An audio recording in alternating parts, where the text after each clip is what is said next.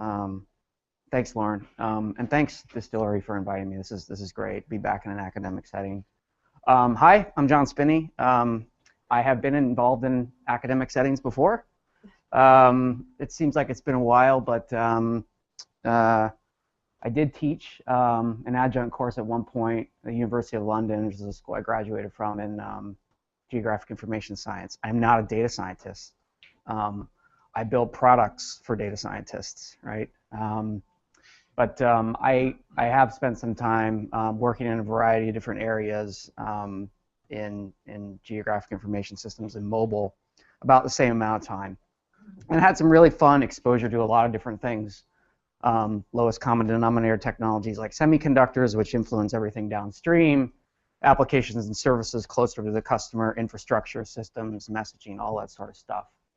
About Pitney Bowes, if you haven't heard of us, we've been around for 94 years. We're a business-to-business company. We build products that we sell to other businesses that allow them to more effectively engage their ecosystems and their customers in the right way. We help them with communications problems and engagement situations. As part of that, we acquired a couple companies somewhat recently.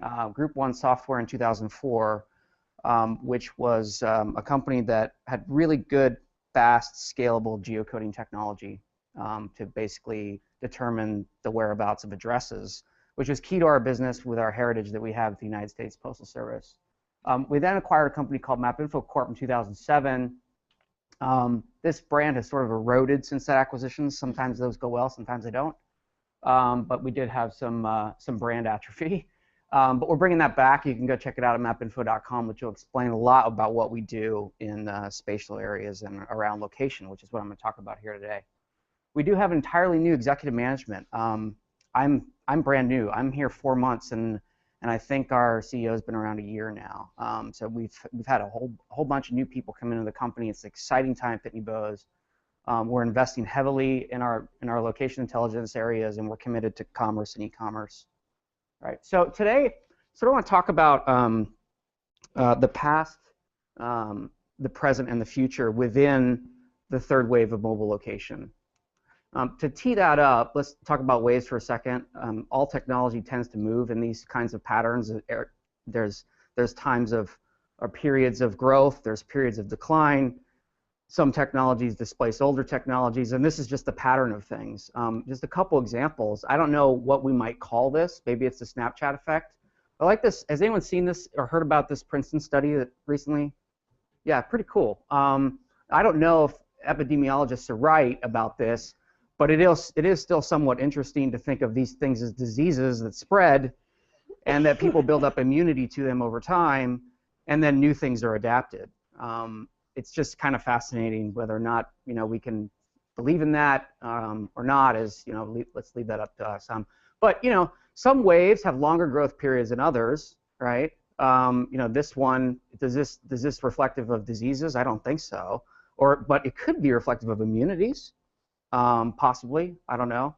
But it's fascinating, right? We all know we're immersed in this area. So back to location as another example of patterns of waves, growth, decline, and so forth. I've been in this space since its inception. In '97, I worked on safety-first kinds of things that saved lives. 911, wireless 911 products was the area of my focus back then. And since then, we've gone through a couple different waves of growth. The point of this is that we're now deeply immersed in what we might call the smartphone era, or the smartphone wave of growth, where in the past we were involved with cellular phone waves, feature phone waves, and so forth. And in this era, things are all about lots and lots of data being generated daily. They're not so much about finding places or finding people anymore. None of us are lost anymore, right? We all know where we're going, right? So that's no longer interesting to us, to geographic information scientists. What is interesting is that in this third wave, location, time, and connectivity is built into every new digital product and service. If anyone can challenge me on that and think of a digital product or service that doesn't have time, location, connectivity built into it, I'd welcome that debate. What that means is we now have a global network of mobility sensors producing massive amounts of spatial temporal data on a daily basis. So the question is, what do we do with all this stuff? How do we manage it? And how do we embrace sort of the signals that we're getting, all these ambient signals that we can then turn into information and knowledge that we can act upon? What we've done at Pitney Bowes is sort of break down the past, the present, and the future into some discrete areas that we look at in order to understand this, where we look at behaviors and actuals in the past. We think of the present as contexts and possibilities that are associated with that, and then the future, what are the predictions and the potentials that we might derive from the past behaviors and actuals. There's an opportunity sometimes to analyze the past to get to the future, but there's also opportunities in the present. The present approach kind of looks like this, right, where you trigger processes or actions when approaching a place or entering or exiting that area. Now, this can be somewhat taxing on computing resources and so forth, but in some areas, and I don't think advertising, might be areas like machine to machine where there are still massive amounts of mobile location data being generated daily, or scenarios like this make sense where you might want to throw lots of iron and computing power at a problem in order to solve it in real time, in the present. The future approach is really about predictions based on the past actuals, looking at those past actuals and behaviors in order to create new actionable insights and intelligence. So understanding those behaviors and actuals allows us to essentially generate predictions of potentials where we can, by enriching, modeling, and exposing those capabilities. Now, as a little story, this looks like a street, but it's actually a collection of about 43,000 points. This is me. It's a representation of me. It's a mobility signature, which is kind of like a fingerprint. We all have one of these, right? And it's unique to us. Our daily patterns of behavior are somewhat unique, even though they're very predictable. We're not that impulsive as humans. We're actually really predictable, especially in urban settings. I'm from Boulder, Colorado. By the way, Pitney Bowes has an office in Boulder, Colorado. We're headquartered in Stamford, Connecticut. And anyway, the point of this is we looked at these 43,000 point locations to sort of understand me and where I go and when I go there. From that, we had some patterns emerge over time. We could identify by times of day and location stamps where I worked, where I lived, at home, places I tend to frequent, which is sort of an indication of other things I might be interested in. So by identifying those frequent places, we could then essentially, my actions, the things that I'd like to do or had to do associated with work and home life, and extra things on the weekend like skiing and snowboarding in my case, they became known over time, right?